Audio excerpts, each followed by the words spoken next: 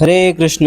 ग्रंथराज श्रीमद् भागवतम की जय। श्रील प्रभुपाद की जय। श्रीमद् भागवतम कथा रूप अध्याय 157 चैप्टर 157। मार्कंडेय ऋषि द्वारा नरनारायण ऋषि की स्तुति। 12वां स्कंद। ये देखकर कि सूत गोस्वामी अपनी कथा समाप्त करने जा रहे हैं, शौनक ऋषि ने कहा, हमने सुना है कि ब्रह्मा जी के दिन की समाप्ति पर केवल मार्कंडेय ऋषि ही जीवित बचे थे, परंतु फिर भी मैंने देखा है कि उन्होंने ब्रह्मा जी के इस वर्तमान दिन में हमारे परिवार में जन्म लिया। और ये भी सर्वविदित है कि प्रलय के सागर में निस्सहाय रूप से गोते लगाते हुए उन्होंने शिशु कृष्ण को एक बट वृक्ष के पत्ते पर लेटे हुए देखा। हे श्री सुत गोस्वामी, मैं थोड़ा भ्रमित हूँ और इन महर्षि के विषय में जानना चाहता हूँ। कृपया मेरी शंका का निवारण करें।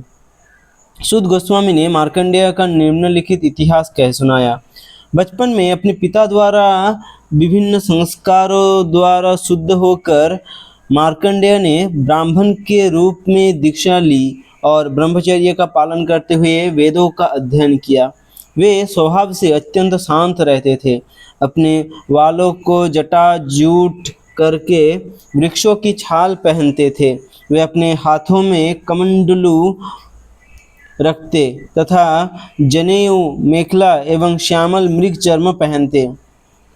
उनके पास कमल के बीजों से बनी माला और कुश घास रहती। प्रातः संध्या समय वे भिक्षा मांगने जाते और लौटने पर उसे अपने गुरुदेव को सौंप देते। यदि गुरु उन्हें भोजन के लिए बुलाते, वे केवल तभी भोजन करते, अन्यथा उपवास रखते। लाखों वर्षों तक इस प्रकार भगवान की पूजा करके उन्होंने दुर्जय मृत्यु पर विजय प्राप्त कर ली। ब्रह्मा जी, शिव जी, भृगु मुनि, असंख्य देवगण, मनुष्य तथा भूत पिशाच, ये सब मार्कंडेय की उपलब्धियों को देखकर आश्चर्यचकित रह गए। कठोरता से ब्रह्मचर्य का पालन करके उन्होंने अपने मन को समस्त वेगों से मुक्त कर लिया और अंतर्मुखी होकर उन भगवान का ध्यान करने लगे जो जड़ इंद्रियों से परे हैं। मार्कंडेय की ध्यान अवधि में 6 मनुओं का काल बीत गया। जब इस वर्तमान 7वें मनंतवर के इंद्र पुरंदर को उनकी तपस्या की जानकारी मिली तो वे अत्यंत भयभीत हो गए और उनकी तपस्या को भंग करने की योजना बनाने लगे। तब इंद्र ने गंधर्वों तथा सुंदर अप्सराओं के साथ कामदेव को भेजा।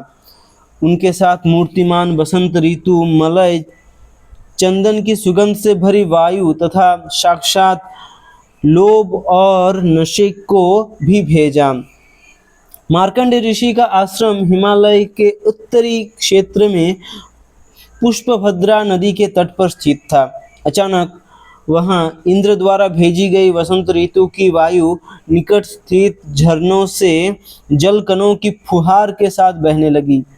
वृक्षों तथा अनेकानेक पावन कुंडों से युक्त उस क्षेत्र में अनेक संत ब्राह्मण निवास किया करते थे। वहाँ वातावरण सदैव मदमत्त भंवरों तथा कोयल की गूंज से गुंजायमान रहता था और उल्लसित मोर यहाँ तहाँ नृत्य करते रहते थे। वन फूलों की सुगंध को लेकर जैसे ही वायु ने उनके आश्रम में प्रवेश किया, वातावरण काम वासना से भर उठा। वसंत ऋतु अपना प्रभाव दिखाने लगी। सारे पेड़ पौधे नवीन कोपलों तथा फूलों से लद गए। आकाश नवोदित चंद्रमा की कांति से नहाया हुआ प्रतीत होता था। तब स्वर्ग की अनेक स्त्रियों के पति कामदेव गंधर्वों के साथ वहां आए, जो विविध वाद्य यंत्र बजाते हुए गीत गा रहे थे। इंद्र के इन सेवकों ने मार्कंडेय को देखा, जो अभी अभी यज्ञ में अंतिम आहुति डालने के बाद ध्यान अवस्था में बैठे हुए थे। समाधि में होने के कारण ऋषि के नेत्र बंद थे और वे अजेय प्रतीत हो रहे थे। अप्सराएं निकट ही नृत्य करके तथा साक्षात लोभ, रजोगुण के पुत्र तथा अन्य सब अलग अलग प्रकार से मार्कंडेय के मन को विचलित करने का प्रयास करने लगे। तभी कामदेव ने 5 सिरों वाला अपना तीर लिया और धनुष पर चढ़ा दिया। पुंजिक स्थली अप्सरा गेंद से खेलने का दिखावा करने लगी और उछलते कूदते समय प्रतीत होता था कि उसकी लचीली कमर उसकी भारी स्तनों के भार से टूट जाएगी। इधर उधर देखकर दौड़ते हुए उसके बाल बिखर गए, कमर पट्टा ढीला पड़ गया और तभी अचानक हवा का एक झोंका उसके वस्त्रों को उड़ा ले गया। उसी क्षण कामदेव ने अपना बाण छोड़ दिया। उसे पूरा विश्वास था कि ऋषि उसके आघात को सहन नहीं कर पाएंगे, परंतु नास्तिक व्यक्ति के प्रयत्नों के समान कामदेव के ये सब प्रयास विफल रहे। तभी मार्कंडेय को गिराने आए कामदेव तथा उनके साथियों ने अनुभव किया कि ऋषि के तपोबल से उनके शरीर अंदर ही अंदर दहकने लगे हैं। मार्कंडेय ऋषि के तपोबल से उनके शरीर अंदर ही अंदर दहकने लगे हैं। ये मानो किसी बालक द्वारा सोते हुए सांप को जगाने के समान था। ये मानो किसी बालक द्वारा सोते हुए सांप को जगाने के समान था। उन्होंने तुरंत अपने उत्पात रोक दिए। जब इंद्रदेव ने देखा कि इतना होने पर भी वे मार्कंडेय ऋषि के मन में मिथ्या अहंकार का एक कण भी उत्पन्न नहीं कर पाए हैं, वे आश्चर्यचकित रह गए। मार्कंडेय के सामने कामदेव एवं उनके साथियों का पूरी तरह शक्तिहीन हो जाना कोई आश्चर्य की बात नहीं है, क्योंकि ऐसे महात्माओं में सहनशीलता कूट कूट कर भरी होती है। उस समय भगवान विष्णु मार्कंडेय ऋषि पर अपनी कृपा करने के लिए नरनारायण ऋषि के रूप में वहां आए। नर श्वेत वर्ण के थे और चतुर्भुज नारायण श्यामल वर्ण के थे। उन्होंने मृग चर्म तथा वृक्ष छाल पहनी थी तथा उनके कंधे पर त्रिशूत्री जनेऊ शोभित था। उन्होंने अपने हाथों में कमंडलू, बांस का दंड, कमल बीजों की माला तथा दर्भ घास ली हुई थी। उनकी कदकाठी ऊंची तथा अंगकांति बिजली के रंग के समान चमकदार थी। प्रतीत होता था मानो तपस्या का गुण अपने साक्षात रूप में वहां उपस्थित हुआ था।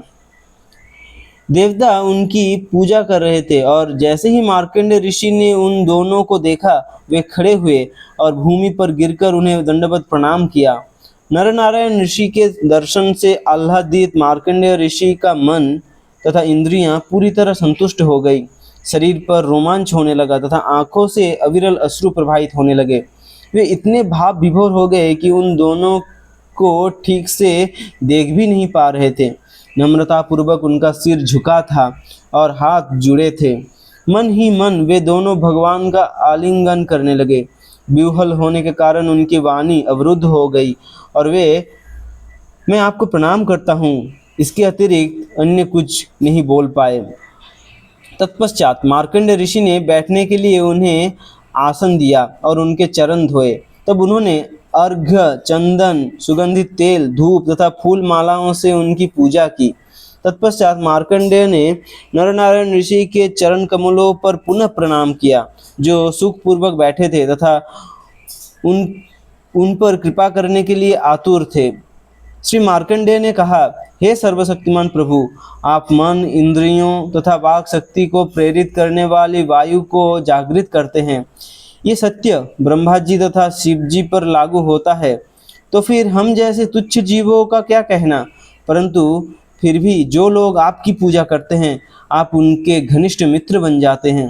हे भगवान, आप तीनों लोकों के कल्याणार्थ इन 2 रूपों में प्रकट हुए हैं, और यद्यपि आपने इस सृष्टि का निर्माण किया है और इसकी रक्षा के लिए विविध दिव्य रूपों में प्रकट होते हैं, परंतु अंत में आप इसे उसी प्रकार समेट लेते हैं जिस प्रकार जाला बनाने के बाद मकड़ी उसे समेट लेती है।